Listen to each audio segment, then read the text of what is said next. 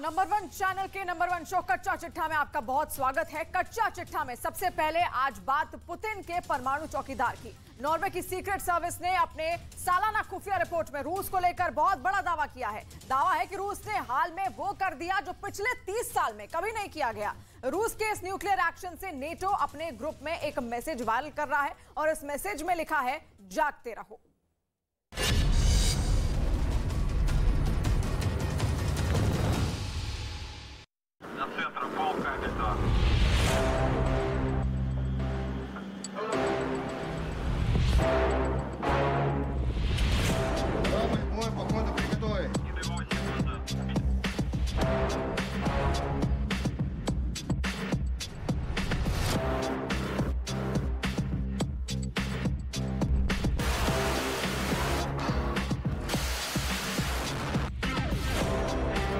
Putin की परमाणु सेना कहां चली? समंदर में हुई हलचल से दुनिया क्यों डरी? रूस ने ऐसा क्या कर दिया जो पिछले 30 साल में नहीं किया?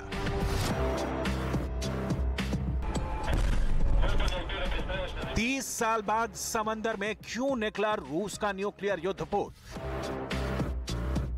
क्या 24 फरवरी को रूस दूसरा प्रचंड आरंभ करने वाला है? क्या रूस यूरोप में नाटो से भिड़ने की पूरी तैयारी कर रहा है? नॉर्वे की इंटेलिजेंस सर्विस ने एक डरावनी रिपोर्ट जारी की है। रूस की सेना से जुड़ी एक ऐसी रिपोर्ट जिसके सामने आने के बाद नए युद्ध की आशंका बढ़ाने वाले तमाम सवाल खड़े हो गए।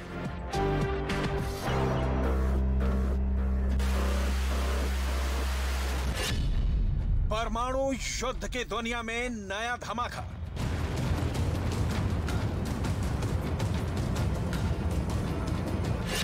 क्या समंदर बनेगा न्यूक्लियर वार का एपिसेंटर?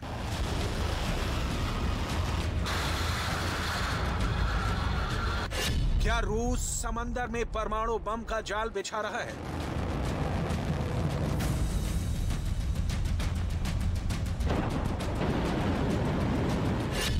रूस के जखीरे में सबसे घातक परमाणु मिसाइल कौन है?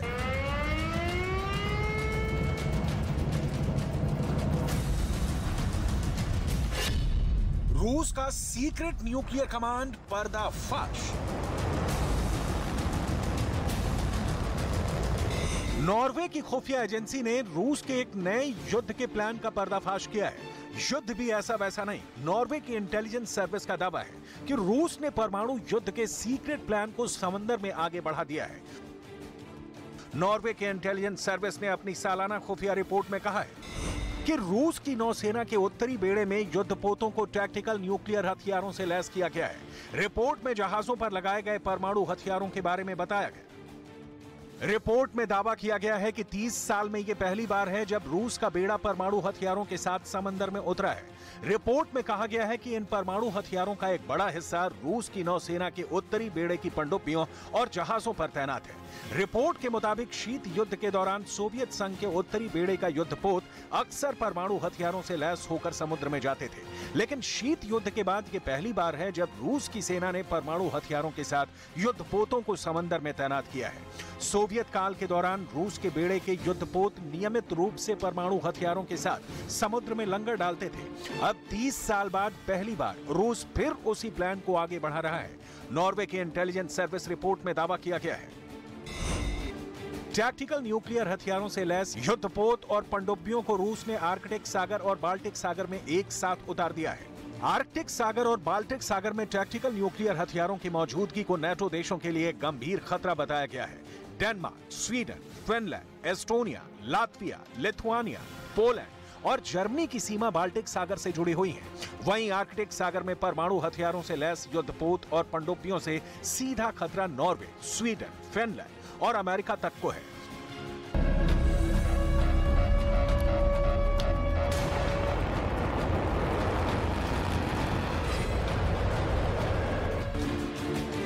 दावा किया गया है कि रूस की नौसेना ने अपने युद्धपोत एडमिरल गोर्शकोव को परमाणु हथियारों से लैस करके आर्कटिक सागर में उतार दिया है। दरअसल आर्कटिक क्षेत्र की जिम्मेदारी रूस के उत्तरी बेड़े के पास है। रूस के उत्तरी बेड़े का मुख्यालय सेवरोमोर्स्क बंदरगाह है। सेवरोमोर्स्क पोर्ट से ही रूस परमाणु हथियारों से लैस युद्धपोतों को आर्कटिक सागर से लेकर बाल्टिक सागर तक भेजा है।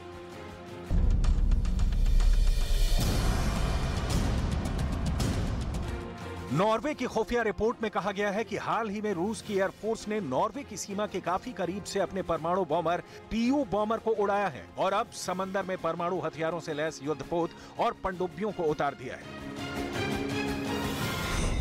क्या पुतिन की न्यूक्लियर फोर्स नया परमाणु त्रिशूल बनाने में लगी है, जिसकी मदद से जल, थल और नभ से एक साथ परमाणु हमला किया जा सकता है?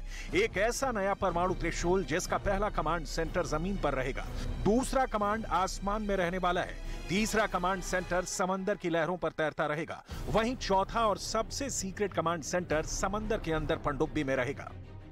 इसके अलावा रूस के पास पनडुब्बी, सैटेलाइट को तबाह करने वाले हथियार और साइबर उपकरण हैं, जो नॉर्वे और नेटो को धमकी देने के लिए काफी हैं। अगर परमाणु हथियारों की बात आती है तो रूस ने पिछले 1 साल में नियमित रूप से अपने परमाणु शस्त्रागार पर दुनिया का ध्यान आकर्षित किया है। जिन परमाणु हथियारों पर रूस रहस्य का ताला लगाए रखता है, उसे धीरे धीरे खोलने लगा है। इन्हीं परमाणु शस्त्रागार में एक बड़ा हिस्सा रूस की परमाणु पनडुब्बियां हैं।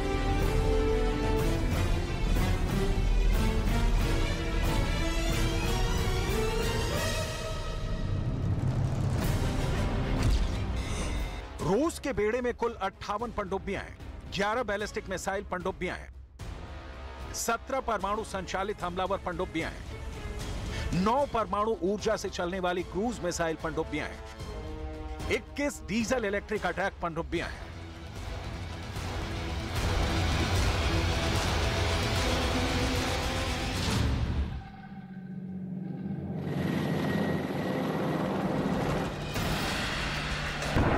दरअसल रूस का लक्ष्य सिर्फ यूक्रेन युद्ध को जीतना नहीं है। नाटो को डराने के साथ साथ रूस का नया टारगेट आर्कटिक नाम का बर्फ का ऐसा दरिया है, जहां परमाणु युद्ध करके कब्जा पाना है। आर्कटिक आने वाले दिनों में किसका होगा, इसकी लड़ाई अभी से शुरू हो गई है। इस होड़ में रूस सबसे आगे दिख रहा है। वजह है आर्कटिक में रूस की सैन्य तैयारी। रूस की मिलिट्री डेवलपमेंट की सैटेलाइट तस्वीरों ने अमेरिका समेत पूरे नेटो देशों को परेशान कर दिया है। सबसे पहले आप सैटेलाइट से ली गई इन खुफिया तस्वीरों को देख लीजिए। खुफिया तस्वीर नंबर 1, खुफिया तस्वीर नंबर 2, खुफिया तस्वीर नंबर 3, खुफिया तस्वीर नंबर 4, खुफिया तस्वीर नंबर 5, खुफिया तस्वीर नंबर 6, खुफिया तस्वीर नंबर 7, खुफिया तस्वीर नंबर 8। रूस की सैन्य तैयारियों का पर्दाफाश करने वाली इन तस्वीरों ने दुनिया के तमाम देशों की धड़कनें बढ़ा दी हैं। ये खुफिया तस्वीरें कैसे आर्कटिक में रूस के परमाणु युद्ध की तैयारियों का पर्दाफाश कर रही हैं।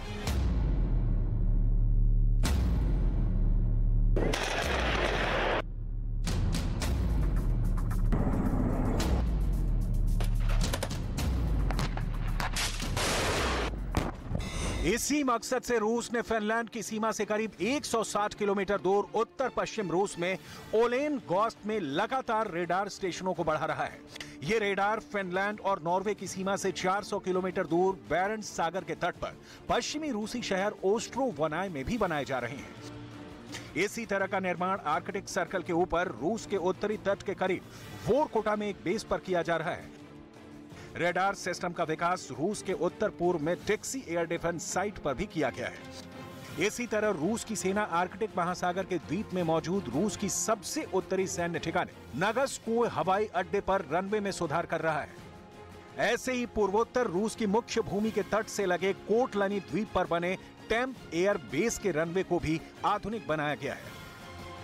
रूसी सेना की ये तैयारी पुतिन के भविष्य वाले वॉर प्लान का संकेत दे रहे हैं। ये पुतिन का नया कॉन्फिडेंस है, ऐसा आत्मविश्वास जो उन्हें यूक्रेन के बाद दूसरे युद्ध के लिए तैयार कर रहा है।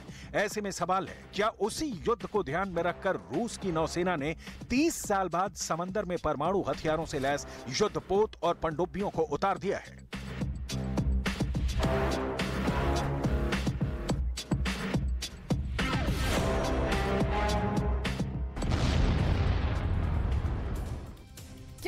जंग हार गया है? क्या यूक्रेन जंग में भारी पड़ रहा है? अमेरिका से लेकर नेटो तक अब दावा करने लगे हैं कि रूस अपने ही जाल में फंस चुका है। वहीं दूसरी तरफ पुतिन ने साफ कर दिया है कि अब यूक्रेन से लेकर यूरोप तक जंग होगी। ऐसे हालात में दावे किए जा रहे हैं कि पुतिन का रूस अब यूक्रेन पर फिदायीन हमले करने जा रहा है।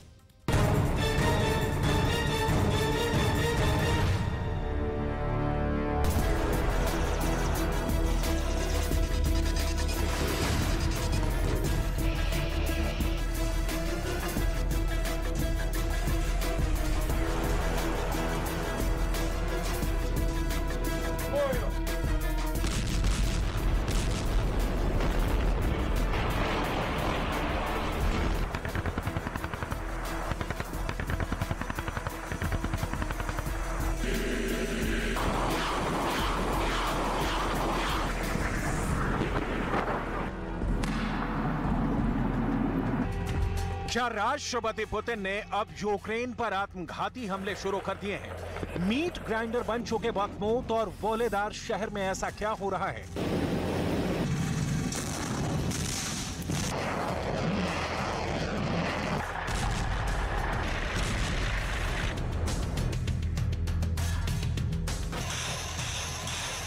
जहां रूस को लाशें उठाने के लिए 10 ट्रकों की जरूरत पड़ रही है, अब अमेरिका और नाटो ये क्यों कह रहे हैं कि ना तो ऐसा युद्ध हुआ है और ना ही कभी होगा?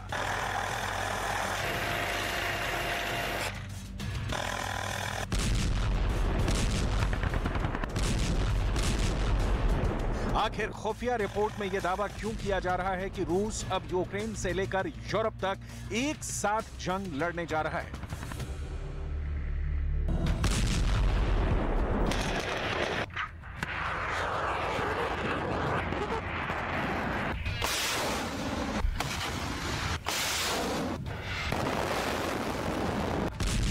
24 फरवरी 2023 को जंग को एक साल पूरा हो जाएगा, लेकिन जिस तरह से 357 दिनों की जंग में अब तक भयानक तबाही हुई और बर्बादी हुई है, उसने सेकेंड वर्ल्ड वॉर के सारे रिकॉर्ड तोड़ दिए हैं। हैरानी की बात तो यह है कि रूस के खिलाफ इस वक्त 50 से ज्यादा देश एक तरह से जंग कर रहे हैं, जिसने पुतिन को बेहद खूंखार बना दिया है। यूक्रेन के पूर्वी शहर बखमूत के पास रूसी सेना ने खतरनाक तरीके से युद्ध शुरू कर दिया है। बखमूत रूस के भारी तोपखाने की आग में झुलस रहा है, लेकिन इस बीच अमेरिका के टॉप जनरल मार्क मिले ने रूस और पुतिन के खिलाफ एक ऐसा बयान दिया है जो इस जंग को और भी भयानक बना सकता है। जनरल मार्क मिले ने दावा किया है कि रूस यूक्रेन जंग हार गया है और पुतिन को इसकी भारी कीमत चुकानी पड़ेगी। यूक्रेन में तीसरी बार रूस की सबसे बेहतरीन यूनिट का एक झटके में सफाया हो गया है। जनरल मार्क मिले का दावा है कि रूस के टैंकों के खिलाफ युद्ध में यूक्रेन को 97,000 एंटी टैंक वेपन दिए गए हैं। यूक्रेन के पास इस वक्त दुनिया में सबसे ज्यादा एंटी टैंक सिस्टम पहुंच चुके हैं।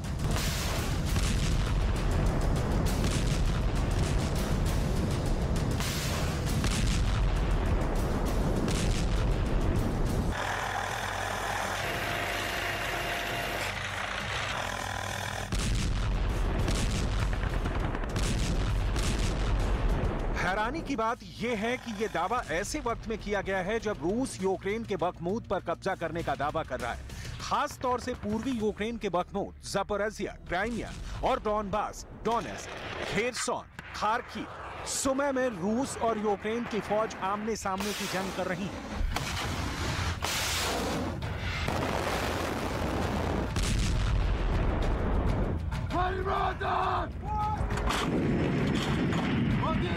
बखमूत में महज 30 फीट के फासले पर कब्जे करने की कोशिश में एक दिन में 1030 रूसी सैनिक मारे गए, यानी 10 मीटर में 1000 से ज्यादा सैनिक यूक्रेन के हाथों मारे गए। लेकिन उसके बावजूद रूस की फौज पीछे हटने की बजाय लगातार आगे बढ़ती जा रही है। रूस के सैनिक आत्मघाती तरीके से यूक्रेन में जंग कर रहे हैं, मरो या फिर मारो। ऐसे में अमेरिका कैसे दावा कर रहा है कि रूस यूक्रेन जंग हार चुका है? Thought he could defeat Ukraine quickly, fracture the NATO alliance, and act with impunity. He was wrong. Ukraine remains free. They remain independent. NATO in this coalition has never been stronger. And Russia is now a global pariah, and the world remains inspired by Ukrainian bravery and resilience. In short, Russia has lost. They've lost strategically, operationally, and tactically, and they are paying an enormous price on the battlefield. America के general भले ही कुछ दावा कर लें, लेकिन रूस से जुड़े डिफेंस एक्सपर्ट्स दावा कर रहे हैं कि रूस के घातक हमलों ने यूक्रेन और नाटो की कमर तोड़कर रख दी है।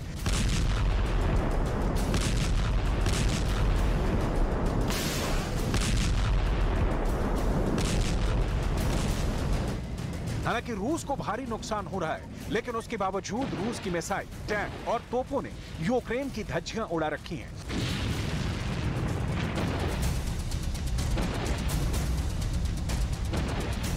लेकिन इस बीच यूक्रेन ने दावा किया है कि अब तक जंग में रूस के करीब 1,40,000 के करीब सैनिक मारे जा चुके हैं। हम आपको रूस की तबाही से जुड़े कुछ आंकड़े दिखाते हैं।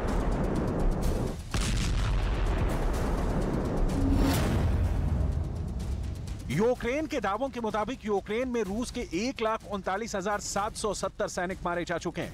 दावा तो यह भी किया जा रहा है कि रूस के 3,290 टैंक तबाह हो चुके हैं, जबकि रूस के 6,507 बख्तरबंद लड़ाकू वाहनों को यूक्रेन ने उड़ा दिया है। वहीं जंग में अब तक रूस के 2,303 आर्टिलरी सिस्टम बर्बाद हो चुके हैं। अगर रूस के मल्टीपल लॉन्च रॉकेट सिस्टम की बात करें तो अब तक 466 मल्टीपल लॉन्च रॉकेट सिस्टम तबाह हो चुके हैं। वहीं रूस के 298 फाइटर जेट हवा में मारे गए, जबकि 286 हेलीकॉप्टरों को यूक्रेन ने मार गिराया है। वहीं रूस के 2011 ड्रोन यूक्रेन ने मार गिराए हैं। कागज पर ये आंकड़े रूस की तबाही और हार को दिखा रहे हैं, लेकिन जमीन पर सोलेदार के बाद बखमूत और वोहलेदार में रूस ने मौत का तांडव मचा रखा है। दावा किया जा रहा है कि हर दिन रूस के 60,000 सैनिक युद्ध के मोर्चे पर पहुंच रहे हैं। कुल मिलाकर अगले 7 दिन के अंदर जंग में रूस की तरफ से 6 लाख सैनिकों के पहुंचने का दावा किया जा रहा है।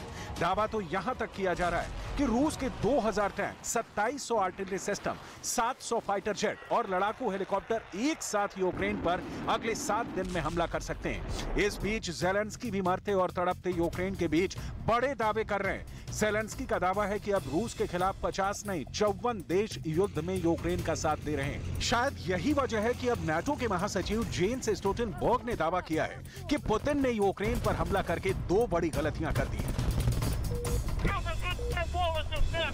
President Putin made 2 big strategic mistakes. He underestimated the bravery of the people of Ukraine and its armed forces, and he underestimated the unity and resolve of NATO and partners. Отличная работа, парни. Putin के रूस ने Ukraine पर हमला करके गलती की है या गदर मचाया है, ये तो कुछ दिनों में पता चल जाएगा। लेकिन इस वक्त वॉर जोन से आ रही रिपोर्ट के मुताबिक बखमूत अब यूक्रेन के लिए ऐसा किला बन चुका है जिसे अगर यूक्रेन हार गया तो फिर रूस पूरे पूर्वी यूक्रेन पर बड़ी तेजी से हमला करेगा।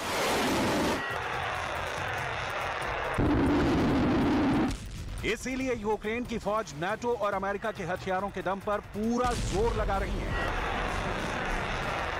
कि किसी तरह से रूस को बखमूत में कब्जा करने से रोका जा सके। खबर के मुताबिक रूस की फौज इस वक्त बखमूत पर कब्जा करने के लिए 100 मीटर के टारगेट बनाकर यूक्रेन की फौज पर हमला कर रही है। लेकिन इस बीच ऐसी खबर आई है जो रूस के लिए बहुत बुरी है। ब्रिटेन के रक्षा मंत्रालय के मुताबिक